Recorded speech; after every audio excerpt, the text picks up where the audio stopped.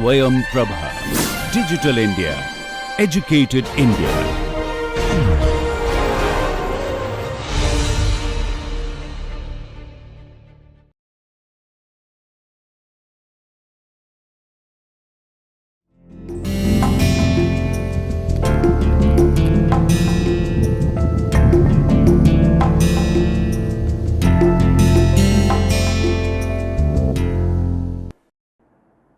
Hello friends,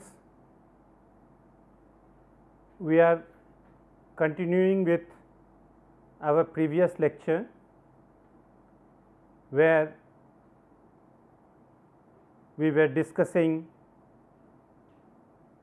subaltern studies intervention in Indian history writing. We had talked about core arguments, and to recapitulate that, they have argued that the entire historiography on Indian national movement has been elitist and bourgeois in nature. Then they have argued that there are two parallel domains of politics. One where the elite leaders and state operates. At another level, there is a domain where subaltern groups of society such as peasants, workers, intermediate groups in towns and country, they not merely participate, but they dominate. The third argument which follows is that in this parallel domain of politics,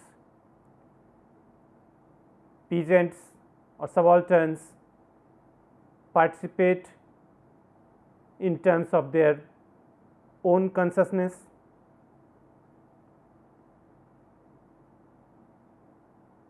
The fourth core argument is that this arena of politics is autonomous to the other arena, autonomous but not isolated. This is autonomous in the sense that it does not either emanate from or depend upon the another arena of politics.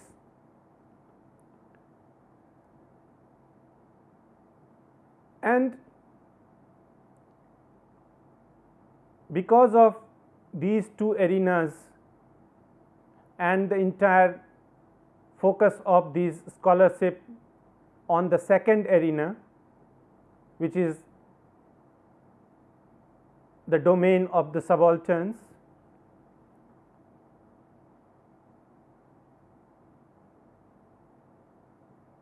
we come across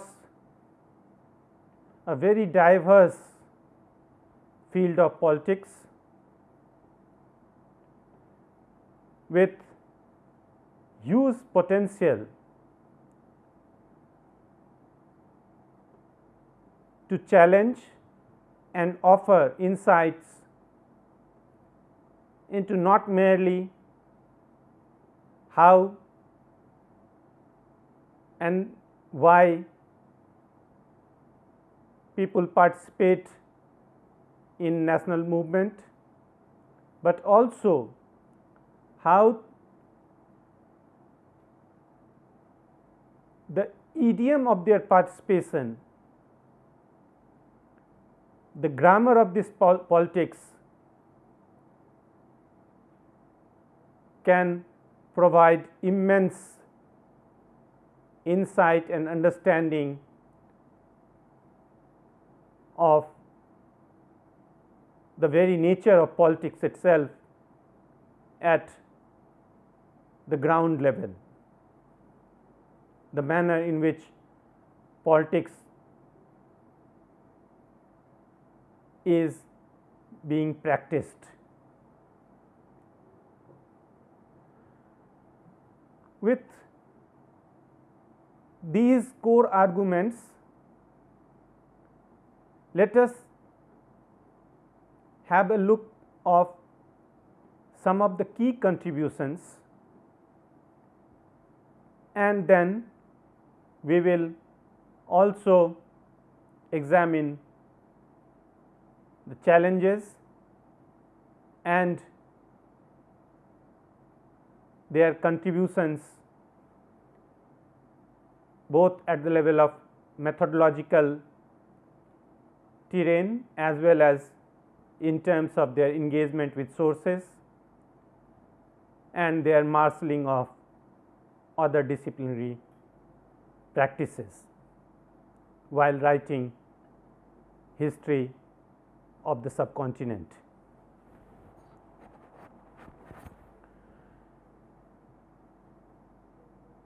We briefly talked about the first volume of Subaltern Studies, collection of essay which came in 1982. This was followed by a full length study of peasant insurgencies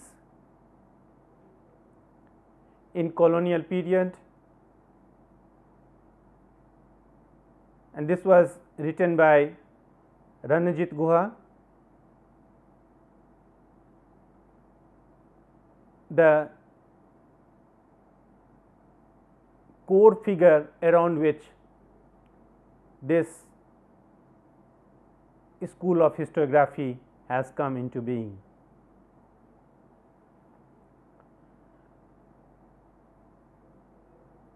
And in this book, he has systematically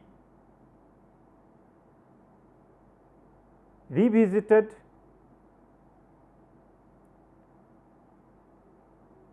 the instances and historiography on peasants and tribal insurgencies, which dotted the map of India from 18th and 19th century onwards, and he has refuted number of claims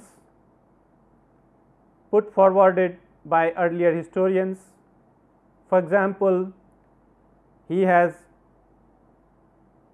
convincingly demonstrated that unlike other historians who argued that these tribal insurgencies were spontaneous in nature, they lacked any organizational skill and so on and so forth, lacked any vision.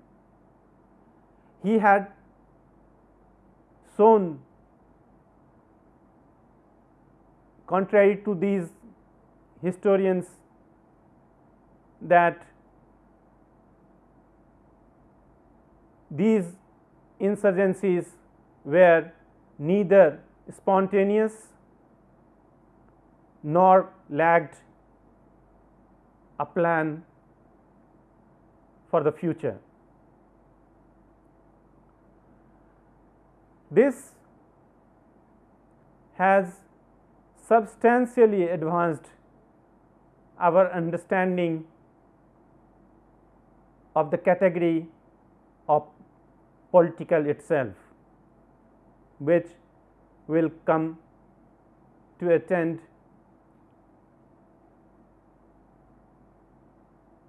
slightly later. Another crucial signpost in this group is study of working class consciousness in the context of jute mills by Deepesh Chakrabarty, and Deepesh has carefully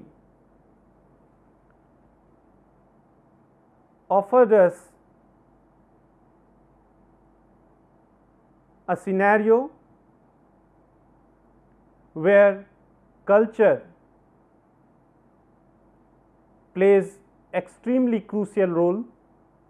In fact, culture shapes the working class consciousness.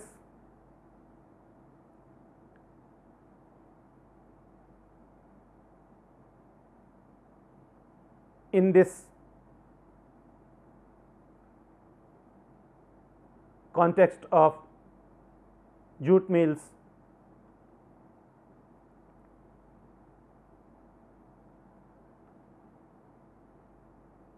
he has argued that the working class consciousness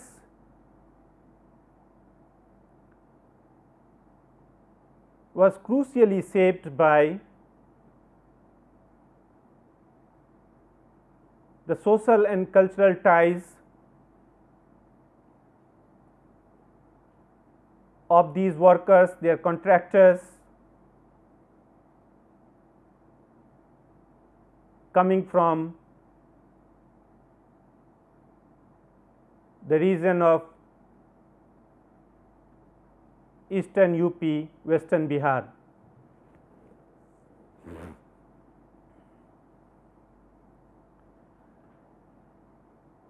Hence, through this study,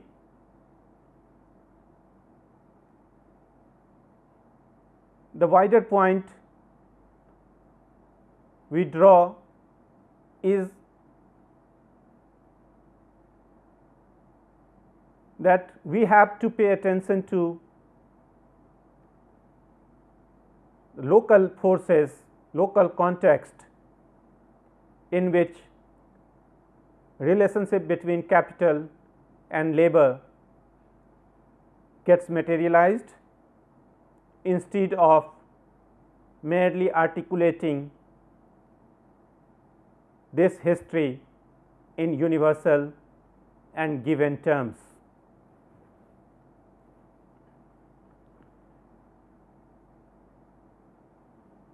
Shahid Amin, on the other hand,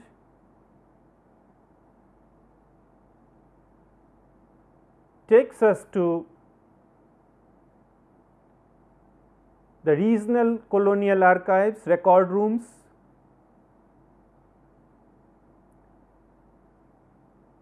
to show us how the figure of Mahatma Gandhi was perceived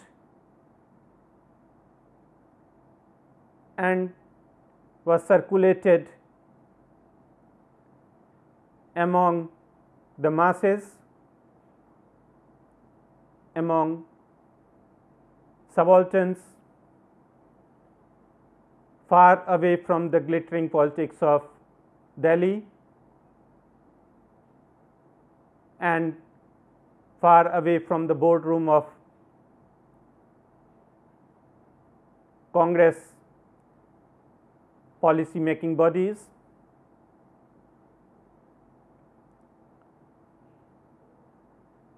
And there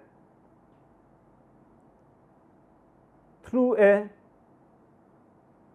very close reading of myths and rumors reported in newspapers and different kinds of documents,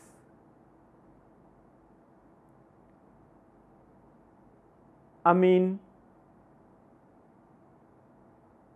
offers us an extremely plural and messy terrain of popular politics, of subaltern consciousness, which was obviously not isolated, because what was getting circulated was the figure of Mahatma himself,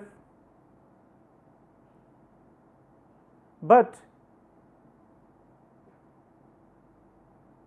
this was an autonomous certainly, as the figure of Gandhi and his politics, his ideologies, his preachings, all were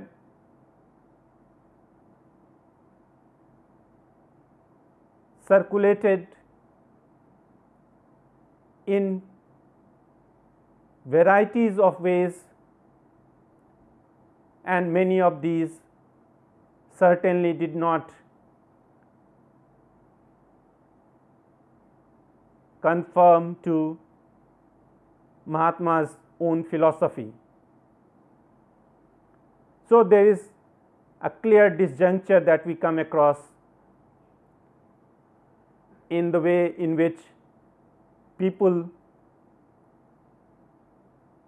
perceived Mahatma Gandhi and what Mahatma Gandhi wanted people to perceive and to act. Later on, Syed Amin came up with a monograph on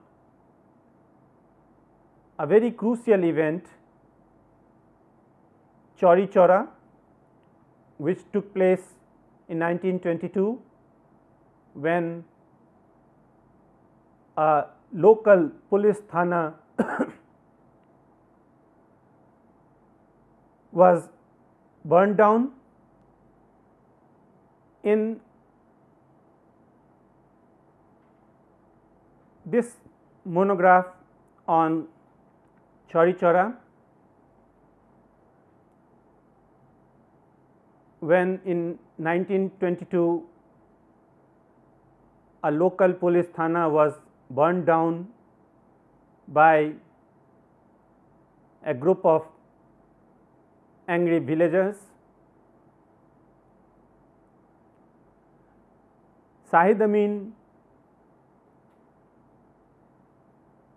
revisits and offers us a layered, thickly layered account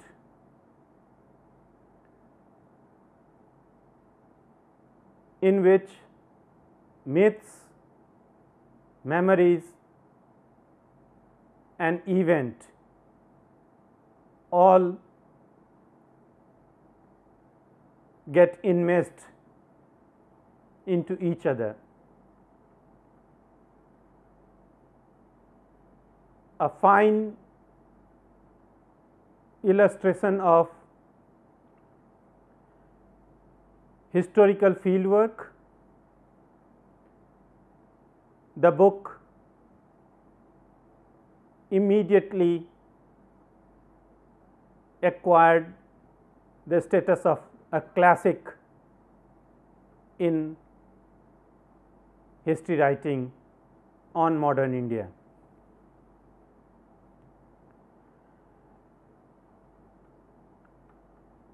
He has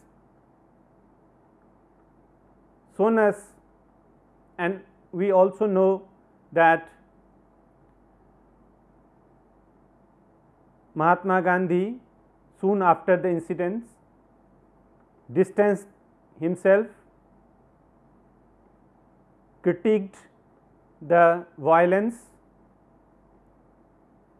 of the event, condemned it in unequivocal terms, and withdrawn his proposed non-cooperation Khilafat movement.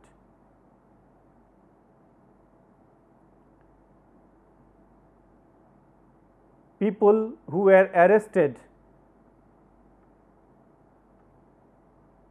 for burning the Thana acquired the status of criminal not merely in colonial police records, but also in the nationalist circuits. It was only after nearly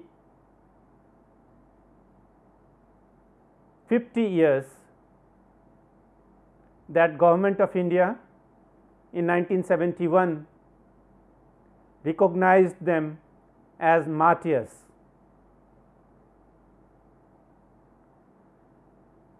Shahid Amin unearths local stories, myths about this burning of Thana, where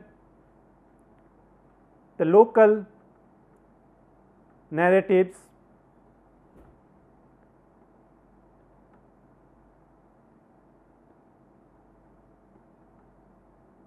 and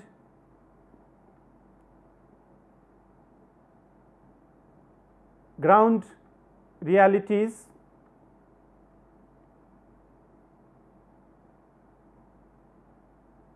emerge in terms of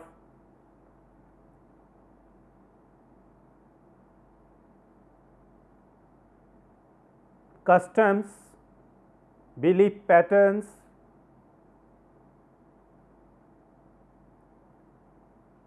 and smaller details,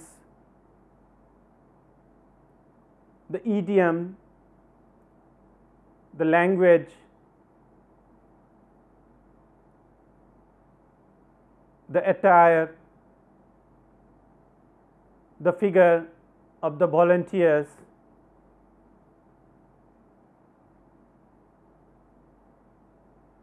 who were called Otiyas.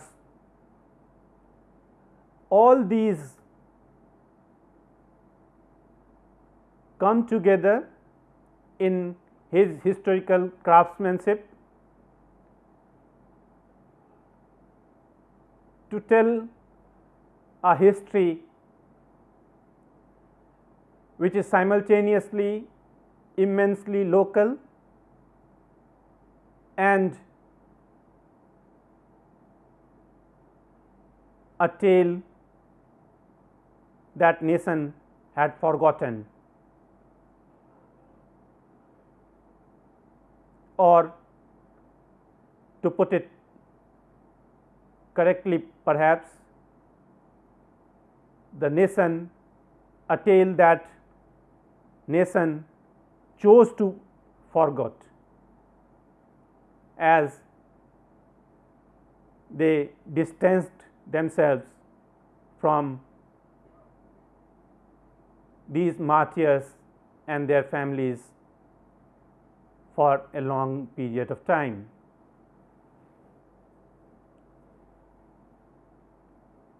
This is an example of peasant mentality or peasant culture in broader sense of the term, and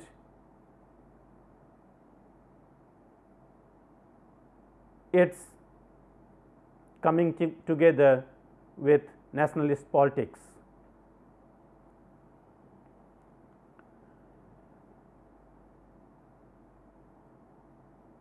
On the other hand, we have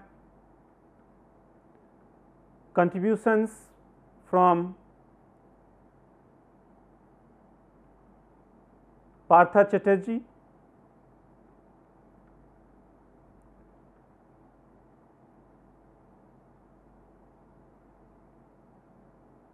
and his engagement with the question of nation and nationalism, though his initial work was on land question in Bengal,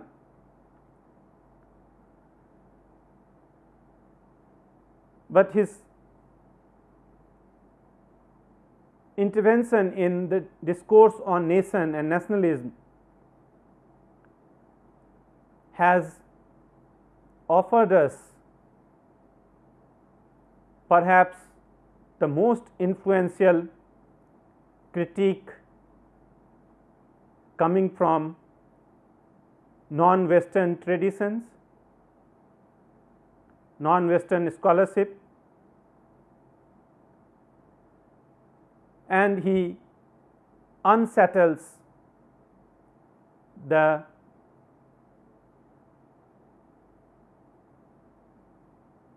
normative Western model of looking at nation and nationalism.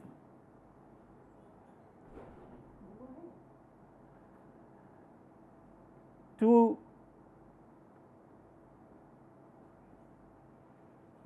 explain this contribution, let me briefly take a detour,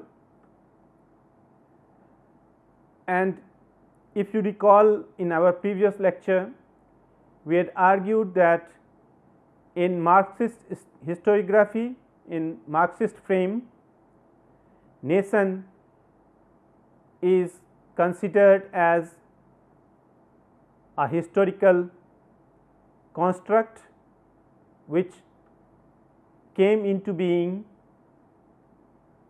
in human society at one crucial juncture. This was 16th century Europe.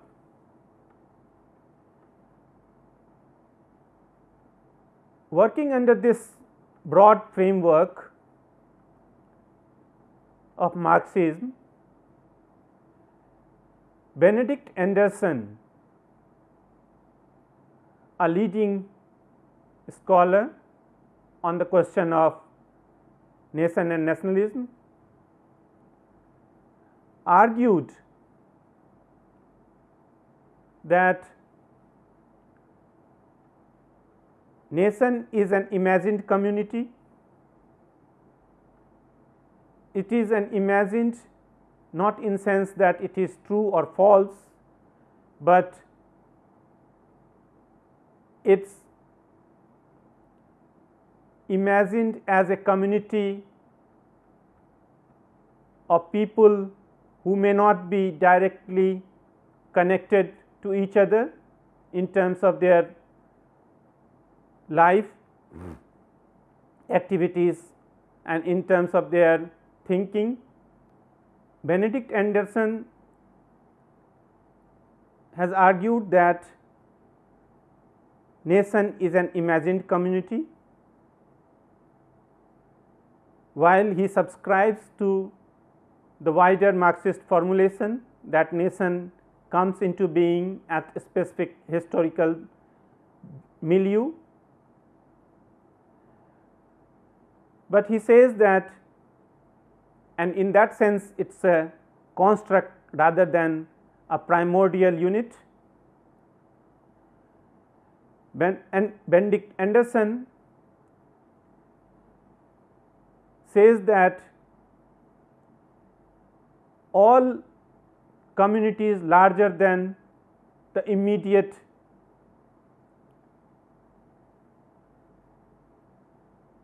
communities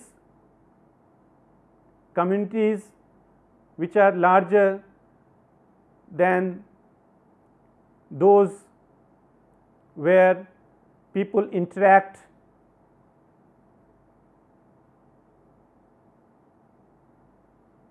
and where this interaction can be observed empirically. Communities larger than this are imagined communities which take shape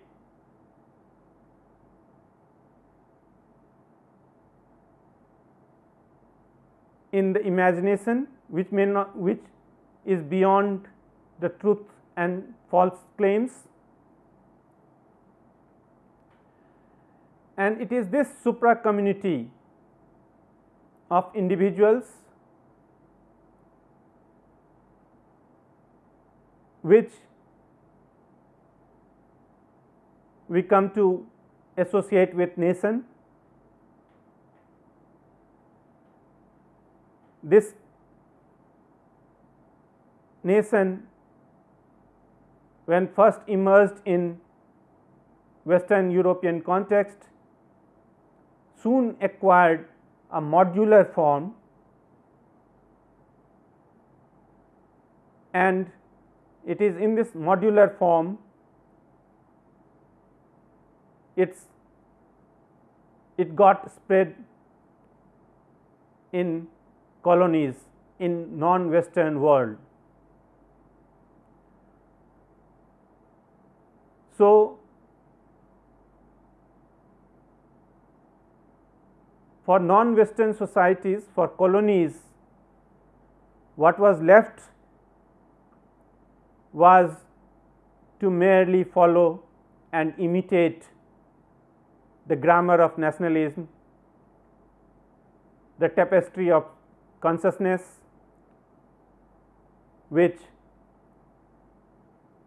was already framed and frozen in Western European context.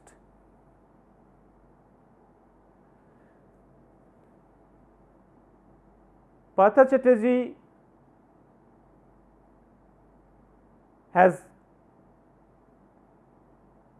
rejected this idea and has shown that in Indian context, the grammar, the language, the politics of nationalism was articulated not by imitating this Western model, but by maintaining a distance from it and through an articulation of difference with this Western model of nationalism.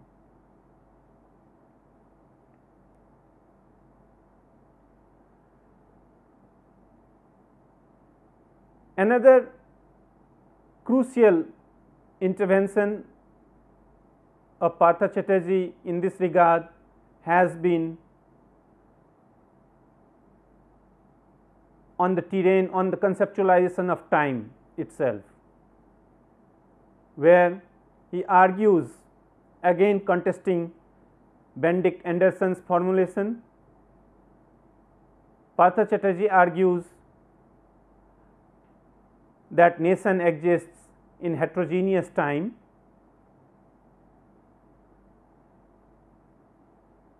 and this is important because Anderson had argued that, following another key intellectual, Walter Benjamin's idea of capital's time, time of the capital, which Benjamin had argued that capital exists and functions in homogeneous empty time. Anderson borrows this from Benjamin and argues that nation functions in empty homogeneous time. This is a time in which people who may be separated from each other in their everyday life in terms of their interactions, but come to imagine and come to extend a solidarity with each other, and a we feeling emerges when they come across newspaper reportings and other such artifacts. It is this print capitalism which generates the possibility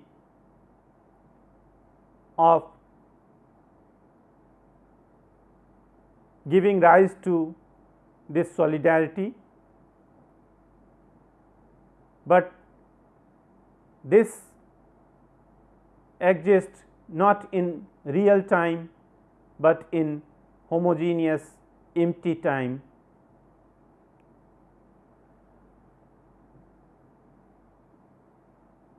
Partha Chatterjee, on the other hand,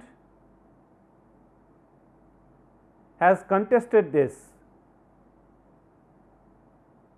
and has convincingly argued that the entire process, the terrain itself, the conceptualization of time itself in Indian context does not acquire an emptiness. It is heterogeneous, thoroughly imbued with different understandings and notions, where one strand may not follow the other in a similar manner.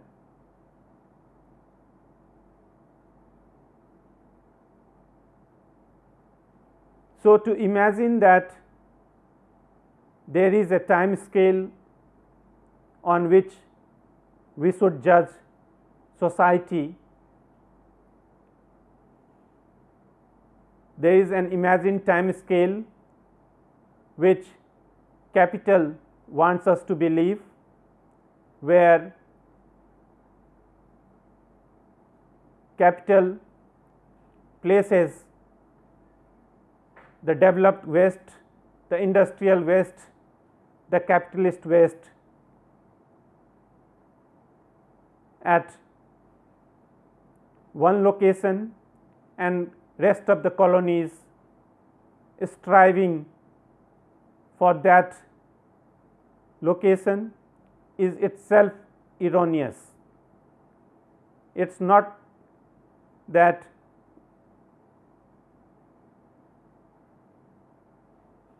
Britain's past or capitalist past is India's present.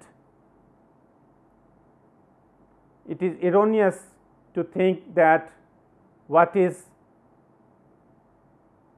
West today, India will become, or Indian society will become tomorrow, because thinking like that automatically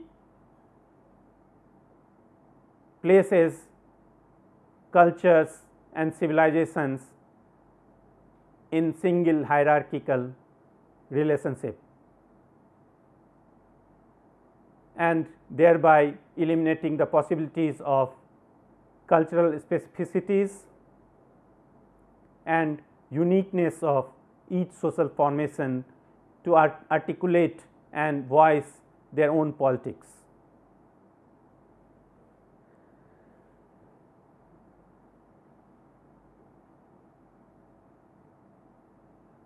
The another crucial contribution comes from historians like Gyanendra Pandey and David Hardiman.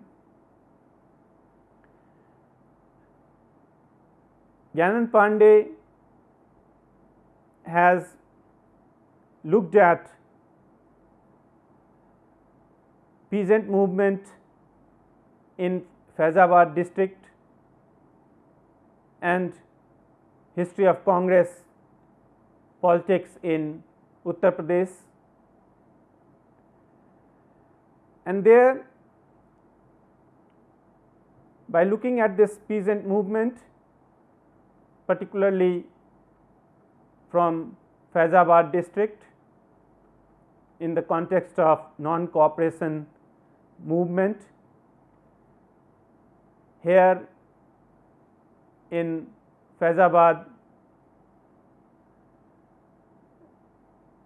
the movement was led by a local leader called Baba Ramchandra, and Gyanand Pandey has argued that the terms and conditions, the aspirations for which peasants participated in this movement was entirely different from what Gandhi was preaching and advocating. Similarly, David Hardiman, in his study of peasant mobilization in Khera district of Gujarat, has shown similar disjunctures between the Congress politics at higher level and the ground realities, peasants' aspirations and their ways of entering into this politics. In his another study on tribal movement from South Gujarat region, again from 1920s, Hardiman demonstrates the coming together of local beliefs and nationalist politics, in which Gandhi was imagined and people followed Gandhi's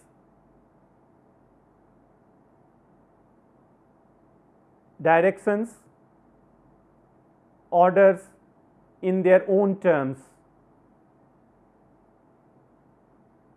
and in that milieu the stories were afloat that Mahatma Gandhi was sitting together with local goddess, thereby people must follow Mahatma Gandhi. So, this kind of sanctioning of political messages by local religious practices enables us to look at the relation between religion and politics in quite new ways, where both the domains set their rigidities. We come across a field where these categories appear quite porous. In all these studies, and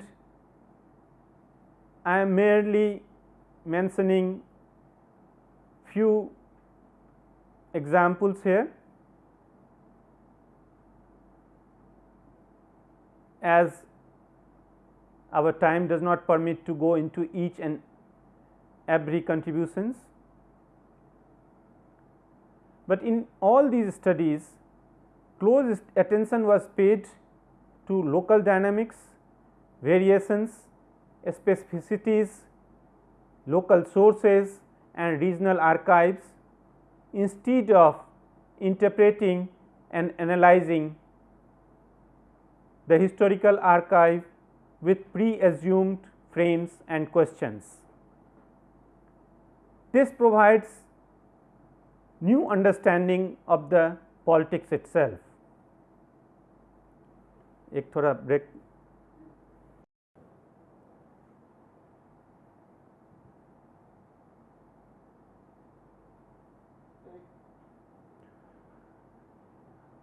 So, in the writings of subaltern studies, we come across fresh grounds to rethink not merely colonialism and anti-national movement, not merely colonialism and anti-colonial movements, but also the idea of the political itself.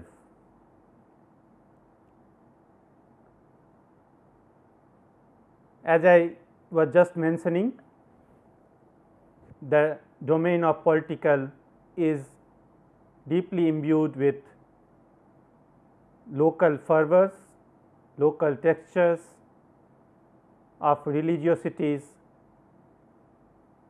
customs, beliefs, etc.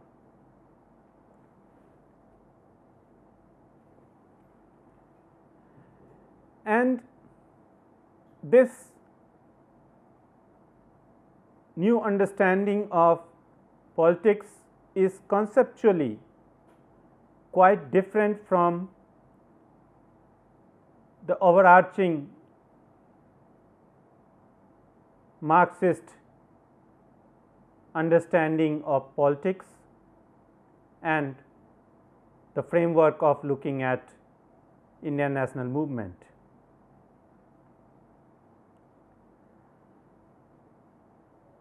While we earlier briefly talked about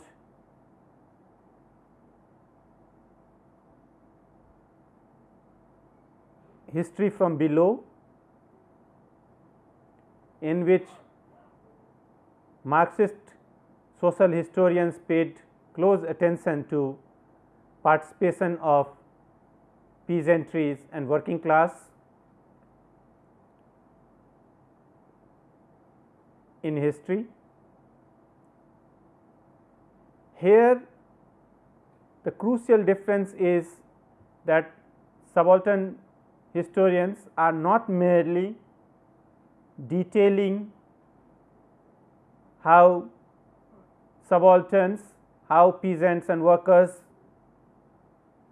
entered into politics and political arena, but how they entered into this political arena in their own terms. So, the emphasis is upon giving agency to these segments of society rather than treating them as mere participants or mere followers.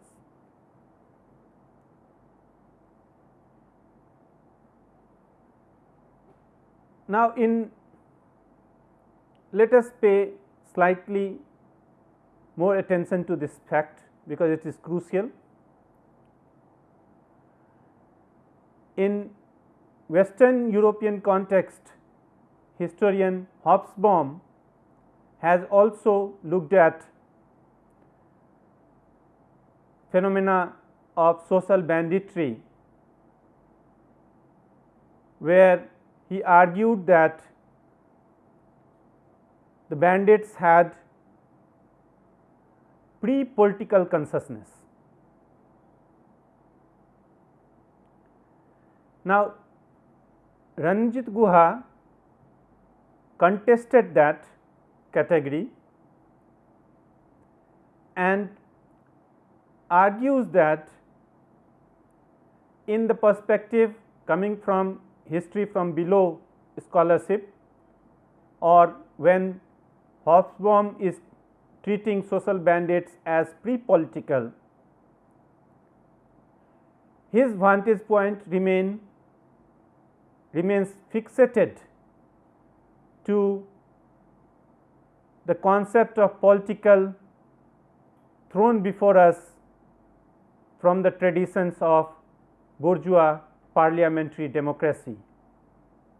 Anything outside that frame, outside this arena of bourgeois parliamentary democracy, is considered as pre-political, as in the imaginary time ladder something which will gradually mature into the full blown political.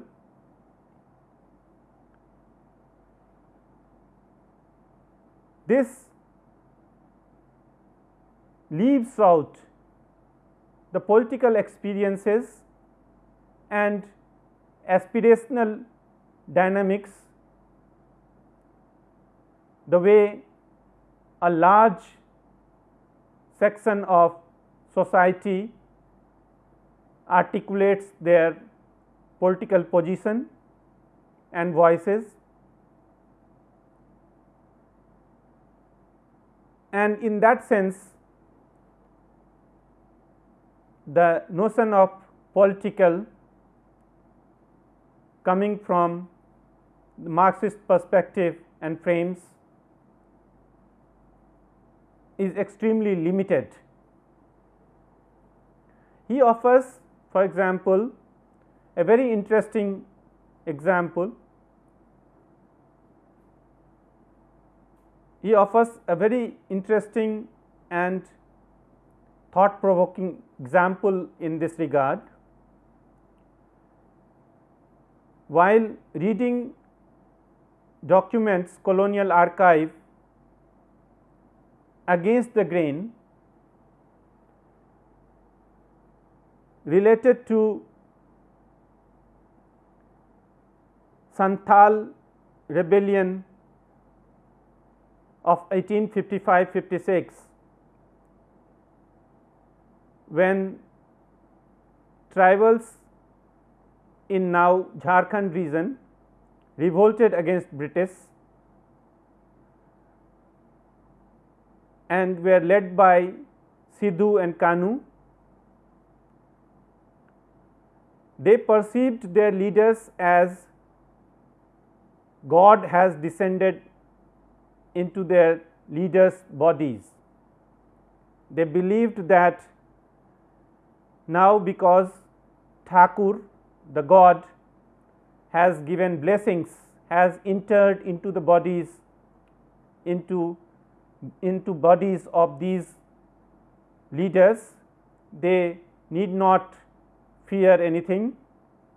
The bullets will become ineffective and they will defeat British.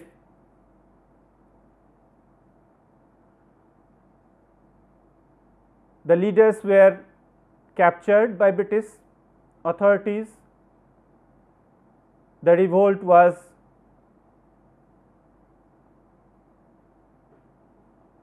a failure.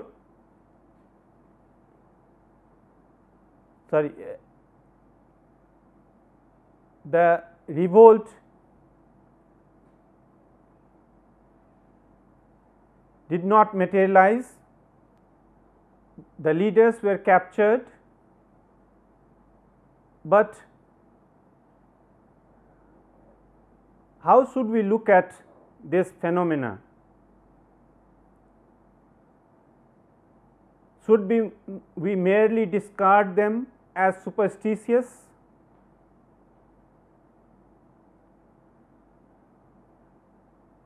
That is the way British officials, and that is the way rational scientific discourse of history has always treated them.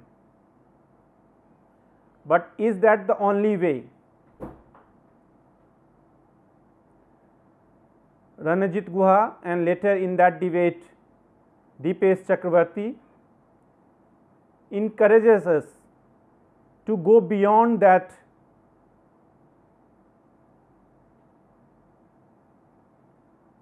stale frame of looking at political and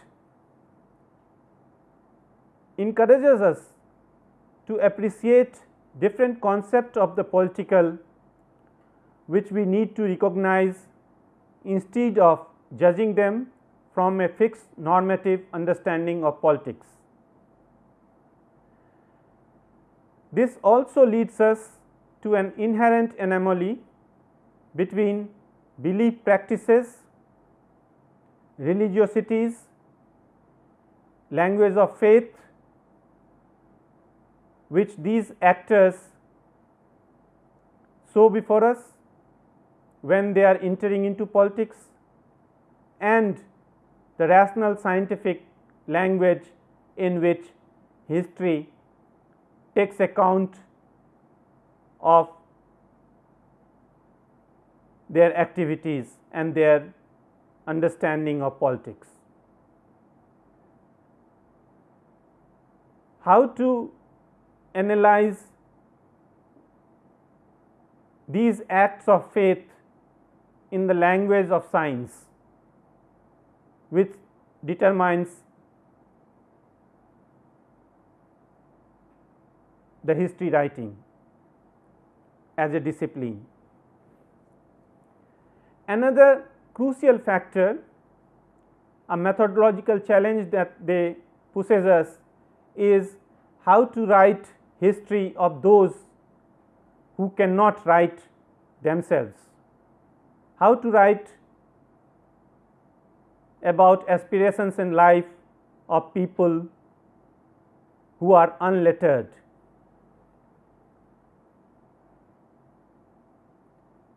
This opens up new ways of looking at colonial archive against the grain for its own absences and for its own lack. We end this lecture here, and we will continue the thread when we will look at other recent interventions in the field of history writing. Thank you.